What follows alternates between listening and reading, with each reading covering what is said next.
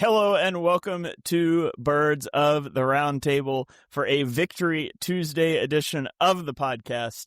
Flying high off of the Eagles' most dominant win of the season, 38 to, let's be honest, it was 13. And I just want to point out that was my score prediction last week on the show until the Eagles pulled their starters and the Giants scored at the end of the game. But I digress. You know, you guys know, all our listeners here know that I just know things about football. And so I don't need this notch on my belt. It's fine that Jackson Dart cost me this against a group of backups.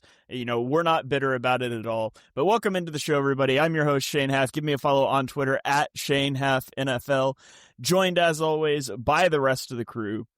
We've got Ryan. Give him a follow at Philly Sports PSA. Ryan, how are you doing this evening? I'm doing fantastic. I always feel much better after a Victory Tuesday, and this week is no different. A little revenge from the Giants' loss a few weeks back, and now we get to heal up.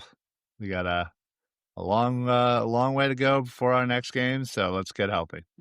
Absolutely. Joined also by David. Give him a follow at David Neese PHL. David, how are you doing? Doing great. It's always wonderful going into a bye week after a win, especially after it's probably the most dominant win they've had of the season. And there's no stress on the weekend. We can all follow along with all of the ridiculous trade talk that'll transpire until Tuesday at 4 p.m. Yeah, that will certainly be fun. That's next Tuesday, right? Yeah, so we'll get to react to trade deadline moves or not, depending on if the Eagles make any on next week's show, along with previewing the Packers. And the Eagles have a really tough stretch coming out of the bye week, but we'll leave that for next week's show. For now, let's dive into the Eagles' victory over the Giants and talk about our top takeaways. Will be a bit of an abbreviated show this week, probably because we don't have a game to preview. Just throwing that out there, but Chalk Talk will be coming up after this one, so you can stay tuned in for that. But Ryan, I'll throw it over to you. Let's go Eagles offense first. I think that's the big storyline in this game. The offense really breaks through. What was your top takeaway from the offense? Yeah, obviously we have been begging and pleading and praying for this run game to finally show up this year. And they did. They almost had 300 yards to show for it. And, it was not only was it great to see Saquon get him. I mean, the second play of the game, he's running at almost 80 yards for a touchdown. Very reminiscent of last year. And, those are the things that this offense and specifically this run game needed is, not only to have a nice breakout game, but, also show that, last year is something that this team is still capable in doing. I will say it was also great to see Tank Bigsby get a little bit. He got over 100 yards. His Eagles debut or his first couple of games of less than to be desired. So it's nice to see him actually involved in the offense as the clear-cut number 2. And hats off to the MVP, and that's Fred Johnson.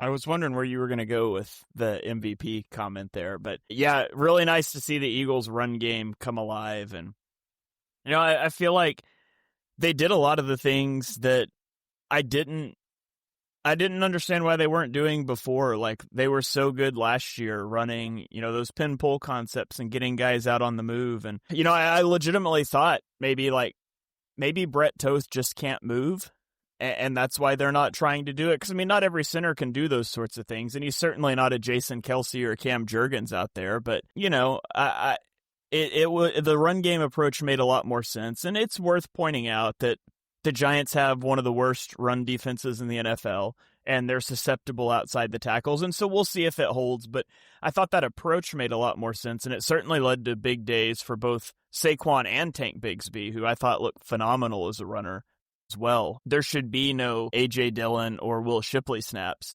probably coming out of the bye. They should go to Tank Bigsby because he looked really good. I know he had some fumbling issues, I think, in Jacksonville and maybe even back to college, and so there may be a bit of a lack of trust there, and we'll see how often they're going to want to hand him the ball. But seeing them able to run the ball and then seeing them able to execute play action, especially from under center, was a really nice building block. And there's certainly some things like design-wise I still don't love about the passing game, and I think there's things to improve upon. But we're seeing some building blocks here, and you hit the bye, and like I said, you've got a really tough stretch coming out of the bye. I think, is it versus Green Bay? No, it's at Green Bay. At Green Bay, yeah. At Green Bay, and then host the Lions, and then at Dallas. So, yeah. Which Dallas, their defense looks bad, but their offense looks good. Anyways, it's going to be a tough 3 weeks coming out of the bye. But I think there's some building blocks here, and I still don't think they're tapping into a couple of the cheat codes they have in terms of the QB run game and getting into empty and some of the things that can do to conflict a defense. And so it's like they're adding some of these tools to their tool belt. And if it can just all come together, it'll be really fun to watch. And so we're going to see. I love this timing of the bye where you can get Cam Jurgens back healthy. You can get A.J. Brown back healthy. And you just had a game where your offense clicked and you can sort of flesh that out. And by the way, just sidebar, but I used to really hate early season buys. I'm kind of changing my mind about that, especially if you've got new play callers in the building. I kind of like that week 5, week 6, week 7 bye because it gives you a chance to like reassess your theoretical plan coming into the season and make some of those adjustments. So I used to like the later bye in terms of health. I kind of think I lean towards liking the earlier buys now, but this week 8, week 9, whatever it is, week 9 we're going into, that's probably about as good as it gets for the Eagles. So David, what about you? What was your top takeaway offensively? Yeah, I mean, Ryan, nailed that. The Eagles rushed for 276 yards, average 8.4 yards per carry behind a dominant offensive line. Brett Toth, I mean, like you said, he's not Kelsey, he's not Cam Jurgens, but he sure as heck looked like it on some of those plays this week. I mean, he was getting to the second level. He was knocking people down. He was super emotional afterwards. I mean, if I had to take away what I think is the biggest takeaway, I think it's to trust the process and to do it on multiple facets. I don't think you can use that phrase in this town. I'm from Oklahoma, and I know that.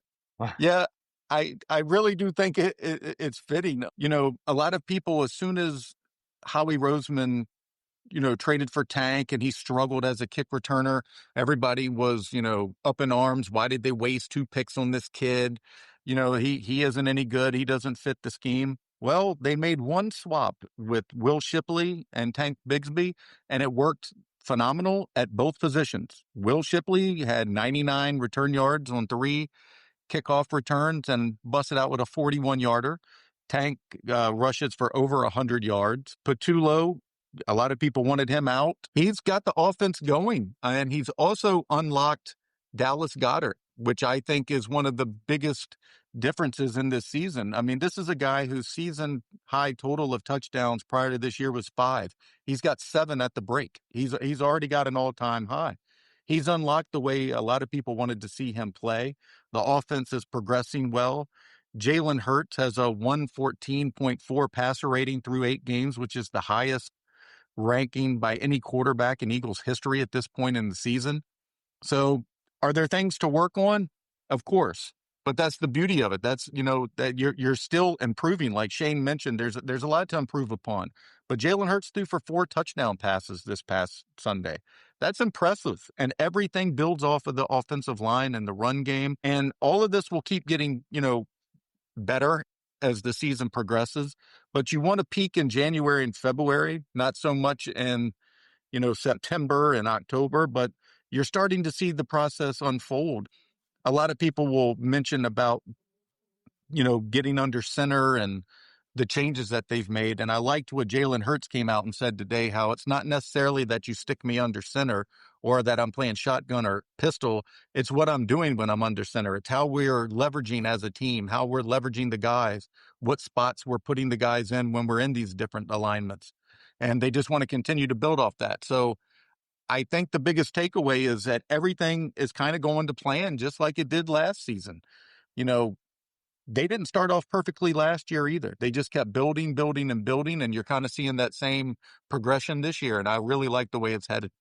Yeah, I posted this out on Twitter after the game, but in his last 23 games, and we can we'll just eliminate rushing touchdowns so we don't get the tush-push merchant things. So in the last 23 games, Jalen Hurts has 35 passing touchdowns, 3 interceptions, a 70% completion percentage, a 20-3 overall record, one of which came in a game where he left in the first quarter with a lead, I might add. So 20 and if you count games he finished. He's got a Super Bowl ring, a Super Bowl MVP. And of course, I was tweeting this in response to people still trying to discredit him, which isn't what's happening here on the show, but he's been unbelievable. Yeah. And that's scary for the rest of the league when you look at that and you see, and maybe it's not scary because people say, well, it's the Giants and they're terrible. And that's valid. They are. But it's scary to think about that team getting healthy, going into a bye and continuing to flesh this stuff out. And I mean, theoretically, unless injuries happen, this offense should only get better. I mean, whatever you think of Patullo at this point, and I still have a lot of reservations, but it's gotten better.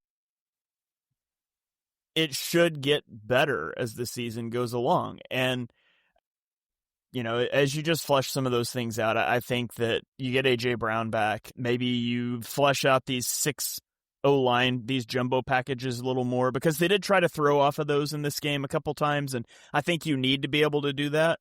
And if I recall correctly, both of those were sacks. And so you need to do some work on that as well. But those are minor things. The core concepts are there, and I think there's a lot that you can build on there offensively as long as guys will stay healthy. Yeah. I do have to mention, did you guys catch the very first play of the game when Lane Johnson just fell down? Did any of you guys notice that? Yeah, they showed it. Yeah. When it happened live, I was like, oh, he must have got stepped on. I've watched it like multiple times from the end zone angle of NFL Pro, and like the defender doesn't engage with him yet, and he doesn't get stepped on by Tyler Steen. It's like he just kick slides and then falls down. It's the most bizarre, like ungraceful thing I've ever seen from one of the most world-class athletes I've ever watched play football. I have no idea what happened there. I really wish somebody would have asked him about it, because he just like falls down, trips on grass. I don't know. It was really funny. It first caught my attention because I was like, why is a defender hurdling Lane Johnson? And then I rewound. It's like, oh, he just like fell? I don't know. That was really strange. But anything else you guys want to mention on the offense? Yeah. No, I just, kind of to keep going as far as, the fact that, the run game was finally there, and you see Jalen Hurts being able to do his thing, and 4 passing touchdowns. He has another great game. His last 2 games, QB passer rating has been through the roof, and he did this without A.J. Brown here, this past game. So again, they're as David said, they're trending in the right direction. They're able to get time to get healthy, and if all of that can kind of come together at the right time, you finally have a complete game offensively where both sides, running and passing were working.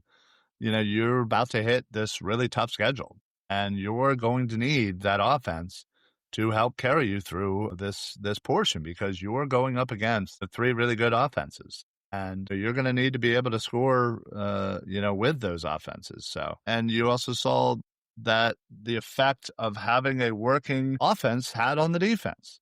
They weren't constantly being rushed out there every 3 seconds and 3 and outs and going back out there. The defense had time to kind of rest and chill a little bit and dissect and adjust. And that alone shows you that having a full-fledged offense working on all cylinders does not only wonders for your offense, but the entire team. And literally all it was having your run game come be a part of this offense. And it's all it took. All right. Krabby has an interesting question here that I don't want to touch. Then don't. But does anybody want to talk about the Nope. A.J. Brown No, stuff? do not want to mention it. Don't even. I don't see his question. But I am so sick. I'm so sick of this whole thing. that, I don't always, I rarely do anymore, but I was listening to, I guess it was 97.5, and they literally spent about 45 minutes talking about AJ Brown and how they're upset that the fans blame the media for what's going on, but yet they're the ones who literally spent 45 minutes talking about it. And I'm like, you listen, however you think about him, he is a wide receiver and they have a certain reputation, and he's clearly just wanting to voice an opinion and or be seen about it. And, it's not fair to the rest of the players to constantly have to deal with questions about somebody else, right? Nobody wants to have to deal with that. Well, maybe if you just ignored it, it would go away. Yeah, I'd like to see. All I'll say, because I don't like talking about that stuff, and I generally think people read too much into things. Agree. But all I will say is AJ Brown knows this perception. Just stop making yourself a story on game day morning by deleting tweets. Like, there's no reason to do that. There's zero reason to do that. And I know he's going to come out later and he's going to talk about how the media is misconstruing things. And it's like, okay, they do that sometimes, but in this instance, just stop making yourself a story. And so that's all I want to say on it is just stop putting things out there that it's not, can be taken that way. That's what annoys me. It's not 100% on any one person. Obviously, it's mostly on him, but I love the fact that the media is getting upset when they're the ones who are helping to, put the fuel on the fire, so to speak, when, clearly he wants some sort of attention. And, again, I'm not sure what the reasoning is. I'm not him. I haven't talked to him. I don't know. And I'm not even going to speculate that this has anything to do with, some of the mental health issues that he may have struggled from in the past or whatever. But I do know that the media doesn't help, and that is for sure. I can tell you that he is beloved in the locker room. If he's not the most popular guy in that locker room, he's one of the most popular guys in that locker room. And nobody cares about his tweets. The media might, the fans might. There's nobody on that roster who gives a crap about what he is tweeting. They're looking for a story because you're not going to get one from Jalen Hurts. He is about as boring an interview as you can possibly get. And I'll just leave it at this. A.J. Brown isn't a team cancer. He's a team captain, voted on by all of his peers. And I think that's about all you need to know about it. I really don't think, I think it's very much to do about nothing. He also apparently has an aspiring bromance going on with Cooper DeJean right now, which has been really fun to watch. They're very close. Yeah. Yeah. So I look forward to in 2 weeks talking about AJ Brown catching 2 touchdowns against the Packers.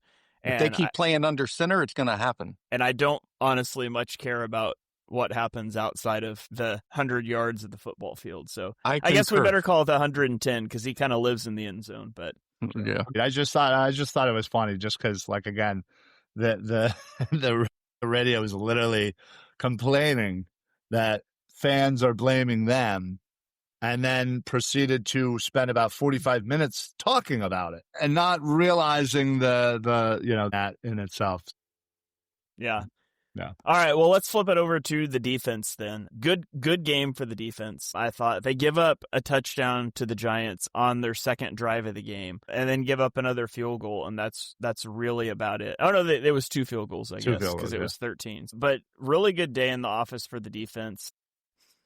They didn't allow Jackson Dart to scramble on them like they did 2 weeks ago. I mean, he had 6 carries, 17 yards, and a touchdown. 2 of those carries and the touchdown came against backups on that second to last drive. And so I thought they did a good job on him. That said, the 5 sacks are a bit of a mirage, I thought. He kind of ran himself into some of those sacks. And there was a lot of times, as good of a performance as it was frustrating for me to watch at times because, like, so many times it's like, man, somebody had a handful of his jersey and he would escape and extend plays. And it really felt like that's all they had. especially, after Cam Scatterbu goes down, which is a horrific injury, and really hope that he comes back and is 100% next season. I know it can be dicey with injuries like that, so would love to see, I would love to see him have a great first 4 years in New York and then become an Eagle and rush for 2,000 yards. Just follow the Saquon Barkley arc, because he's a fun guy. He's a fun player to root for. But once he goes out, the team has nothing. There's no weapons to speak of. And it really felt like the only way anything worked is if Jackson Dart was able to escape the pocket and extend plays. Yeah. And he was able to do that, and it didn't turn out to be scrambling. The Eagles did do a good job of limiting the scrambling, but you would really like to see him able to finish more of these sacks. And I think, to me, one of the biggest things is, like, last year watching film, it was like, a couple times a drive, Jalen Carter would just have like a ridiculous rep. It's like, man, he is good. And this year, it's like a time or two a game, I really notice him pop. He just hasn't been the same player. And, we talk about the pass rush, and we might mention some trade deadline candidates and things like that. And the pass rush needs to be better. But I really think so much of it is alleviated if Jalen Carter just bounces back to close to what he was last year. And I know he was kind of banged up in training camp, and maybe there's some lingering injury things, but getting Jalen Carter back to being the Jalen Carter of last year would be such a massive get for this offense, because, I don't think Jalix Hunt is like a budding superstar, but I think he's a solid player. I think Josh Uche is a solid player. I think Aziz is a solid player. Like, I think there's a lot of solid players. And Jalen Carter is the straw that stirs the drink of the pass rush. And that's been what's lacking so far. And so I thought the defense played well. Keely Ringo, I did notice one coverage he busted on film that the Giants just didn't target, but it was a walk-in touchdown if they happened to see it. But other than that, Ringo, I thought, played fine. Andrew Makuba probably had one of his better games. It wasn't splashy, but he seems to have like a busted coverage or two that leads to big plays a week, and that didn't happen. And so I see growth from the defense. I just want that pass rush to really kick off. So better job on Dart, still lacking that pass rush despite the 5 sacks was kind of what I walked away thinking defensively. David, what about you? Yeah, I think the biggest story for me was Nakobe Dean and the difference he made in the run game. It's crazy, the difference that has transpired there. Now, granted, on 3rd and long, he probably needs to take a breather, and you put out Jahad Campbell there. Like, he left a couple plays out there on 3rd and long. He got beat on. He's aware of it. He addressed it after the game, but man, is he good versus the run. It has changed the entire complexity. And Zach Bond, the other linebacker, he had a sack, a TFL, 2 pass breakups. I thought he had one of his better games of the year. I think he's still playing at an all-pro level.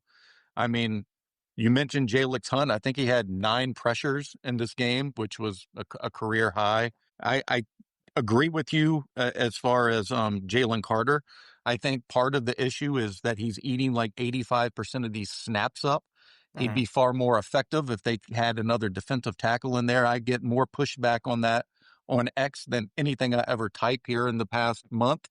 But I do think it's a bigger position of need than edge.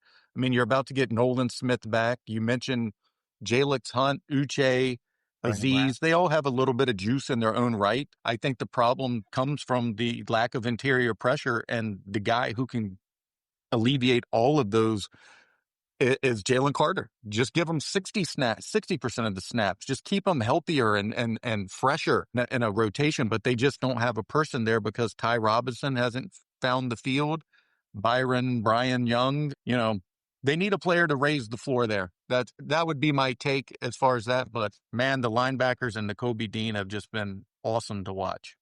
Yeah, Jalen Carter he has missed 2 games, and he's played the 18th most snaps among any interior defensive lineman insanity in the NFL right now. They need help there. People can deny it, but they need help there. Yeah. He's played an average of 56 snaps per game. The guy that has played the most snaps this season is Zach Allen, and he's done 50 snaps per game. And so, he's playing an extraordinary percentage of the snaps. And I mean, the wear is different because he did miss 2 games, but over the long haul of the season, that's definitely going to be a thing. So He's also wasn't completely in shape for it. I mean, he even stated, he's a couple weeks behind as far as game shape goes. yeah. So all right, Ryan, top defensive takeaway. Yeah, I thought, again, I think to kind of almost piggyback off what you said is I thought they definitely had a much improved game plan, especially when it comes to Jackson Dart. They were, while obviously, he did, officially run for a touchdown, but, he only gained 17 yards. And you're right. He's a very, slippery type quarterback, obviously. A lot of pressure, but weren't really able to get him down. And even despite that, I thought they still played really well. As far as what kind of David was saying about the D tackles, yeah, I couldn't agree more. I definitely think it's our second biggest need, behind corner, because again, I truly believe that Ja'Cory Bennett or Ringo or Adoree Jackson, whatever you want, isn't going to be the answer. And when you kind of project into the playoffs about who the teams we may be seeing, there are a good amount of playoff teams that have 2 really good weapons, and I think it would behoove the Eagles to address that in this upcoming week. And as far as edge goes, yeah, like you said, you're going to get Nolan Smith back. You're getting whatever you get out of Brandon Graham, and again, I think even just adding those snaps will help the other guys in the room, kind of, get a little breather. But finally, as far as the linebackers are concerned, obviously, yeah, no, Kobe Dean is a huge difference maker in the run. And while they were certainly out on the field a lot less, this was significantly the lowest snaps that Jihad Campbell had played. And, again, I think after Nakobe's first real official game back, I think we all kind of saw that this was most likely where this was headed, which is unfortunate because, there's that fine line of trying not to mitigate his, progression through his rookie year, but also, wanting the best from your team. And right now, Nakobe is going to give you the best because he is so significantly better in the run game, where Jihad certainly is better in pass coverage. Yeah, it's going to be up to Fangio to kind of really find that line of being able to get Jihad out there in the right situations and, yeah, still being able to get him snaps that'll help his progression. If I can piggyback on what you said in regards to Jihad, Fangio today mentioned that the reason he didn't get as many snaps is because they're trying him out at new positions and he just didn't have the reps. He hasn't practiced that all summer. He hasn't practiced this all season. So they didn't want to do him a disservice by putting him on the field at something he's not prepared for either. Understandable. So, yeah, no, and yeah, 100% agreed. And it's going to be a balancing act of trying to figure out what's going to work best for him, and again, and the team. So yeah, it'll certainly be one of his biggest things for the rest of the year is trying to find a balancing act of 3 good linebackers. Great problem to have. Yeah, I was going to say, let me say that again. 3 good linebackers. I don't think I've ever said that, ever. They're not trying to figure out what works best for Campbell. It's clear what works best for Campbell. They're trying to figure out what works best for the team because Campbell is clearly an off-ball linebacker. Yeah, agreed. Yeah, agreed. People say he was an edge rusher at Alabama. I was like, he played 156 snaps on the defensive line in 3 years at Alabama. He's not an edge rusher, and I don't like the way that they've deployed him, and I know they've got edge rushers hurt, and I hope it was a one-off against a team because I don't think his future is at edge, and I think you're hurting his future by trying to put him there if it wasn't just a one-week solution. So, I really hope they come out of the bye, and I know there's going to be a rotation, but I really just want to see him playing off-ball linebacker. And if, you walk him down to the edge some like they do with Bond and they do with everybody, that's fine. I just don't want to see him consistently off the field in passing down situations or as an edge rusher. But yeah, we had a comment here from Brett Eclipse asking about the snap counts between Fletcher Cox and Jalen Carter. Looks like the highest snap total Fletcher Cox ever played in a season was 978. Last year, Jalen Carter played 1,067, which that includes postseason, but Cox's totals also include postseason. Sure. Is if you just look at regular season only, it looks like Fletcher Cox's highest snap total year was actually that 978, so that one didn't have any postseason in it. And Jalen Carter's is at 830. He's on track to play 835 this year, assuming he played in every other regular season game this season. So, anyways, there's those numbers because somebody asked about that. But does anybody have anything else they want to mention defensively before we do our player of the games and get out of here? No predictions this week. All right. Well, let's go to player. I have a prediction. Okay. Health and rest. Health and rest. I'm here for it. All right, Ryan, I'll throw it to you. I'll give it to you first then. Who do you want to give your player of the game for? Well, this is tough, but yeah, I feel like it has to be somebody on the offensive line. Again, I thought, most likely Brett Toth, I would say. While I mentioned, Fred Johnson and just the impact of when he was in the running game, his per run is probably immense. But I did think that Brett Toth definitely played well above expectation, and having a game like that when your starter is in such clear need of rest from injury, and you give that an extra week in there, you roll into the bye. I think that's ultimately going to do so much more for this team, for the fact that Brett Toth had such an amazing game that there wasn't worry about, maybe do we switch, Dickerson in, blah, blah, blah. Like none of that had to come up. You know what I mean? So I'll give him his credit. And Toth definitely had a great game. And I think somebody said somewhere in the comments there that, generally speaking, is prepping as a backup and is prepping for multiple positions, where this time he had one and one only. And obviously that makes such an easier job to focus on the one thing. And obviously that showed. So hats off to Toth. I thought his play was pretty instrumental in the Eagles being able to have one of the most complete offensive games that they've had all season. All right. Brett Toth, however you're supposed to say it.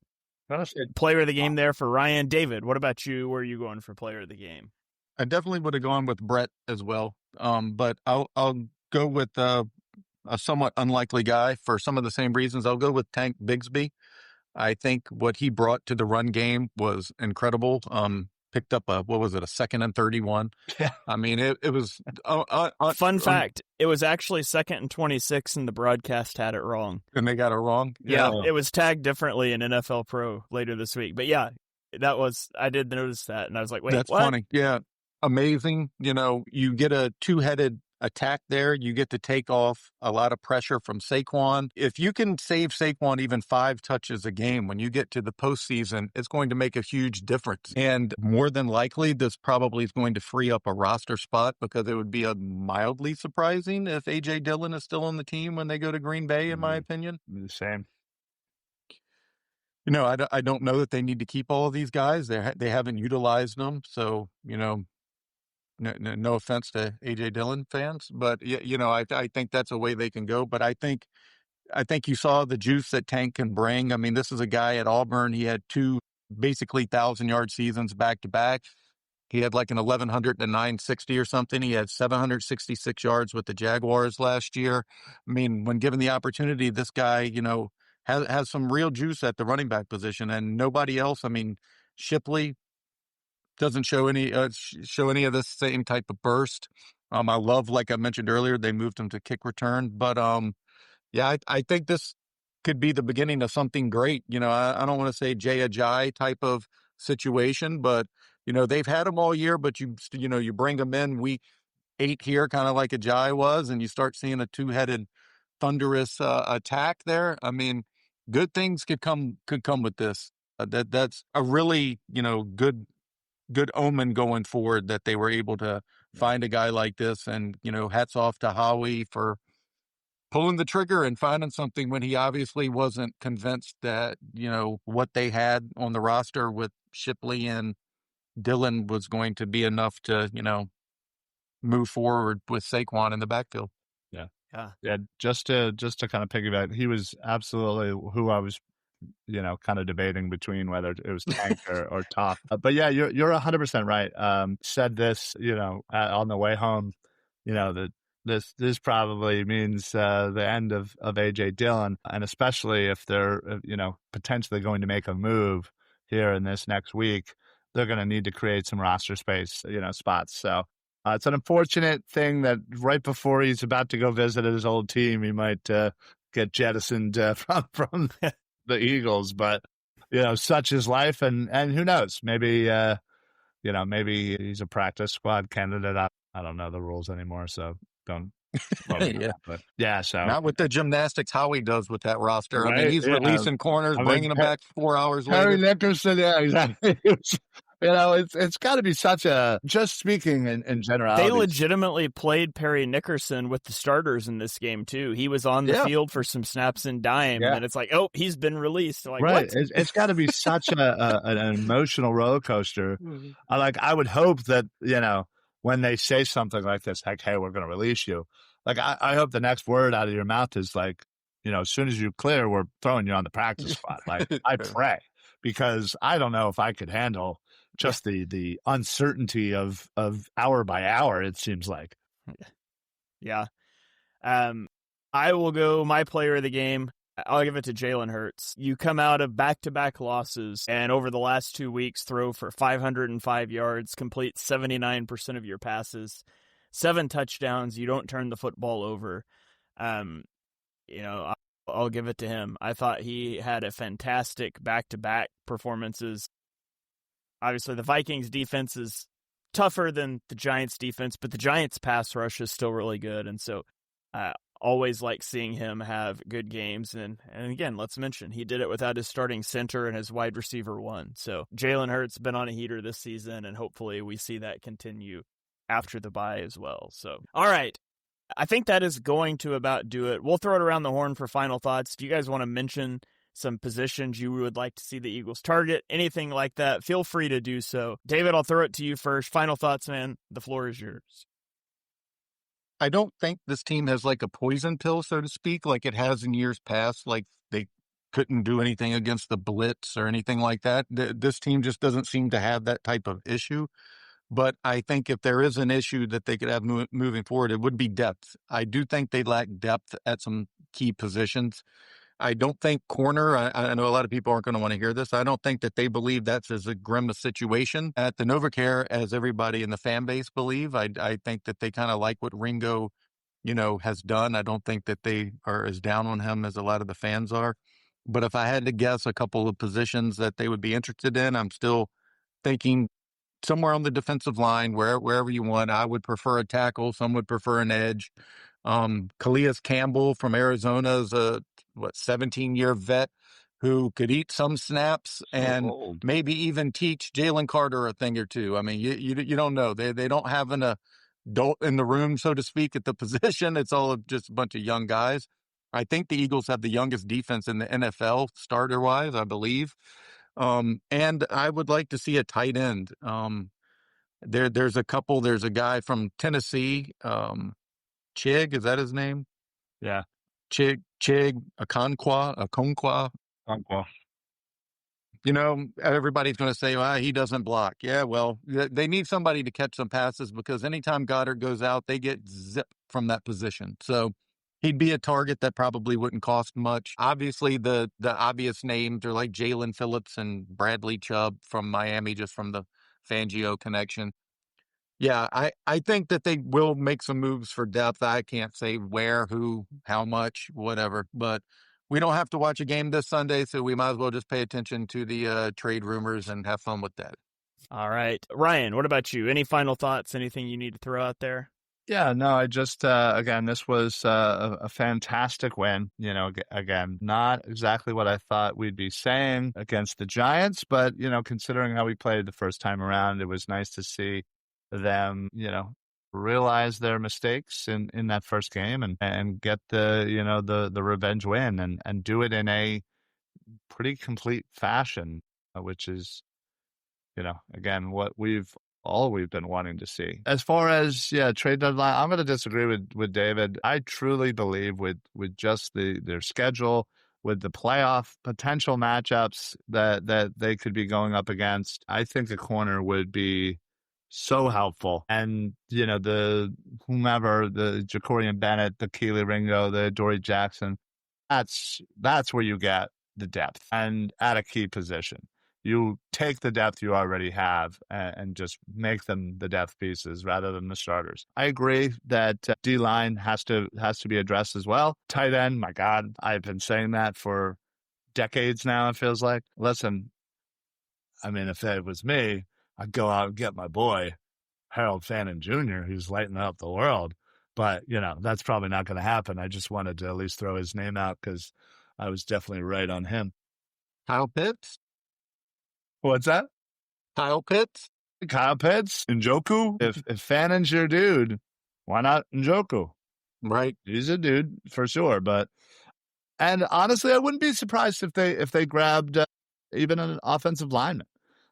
Just considering how much injuries has transpired already. Now, obviously, they're kind of still figuring out their depth, but they haven't really used a lot of guys. So I wouldn't necessarily be surprised if they didn't go out and get somebody, whether it be, a center specific or a guard specific to, again, have Toth play the other. And obviously they have Fred Johnson playing a tackle, but it wouldn't shock me. And not necessarily a high priority, but it wouldn't shock me. But yeah, the only position I know they're not going to go out and get is a linebacker.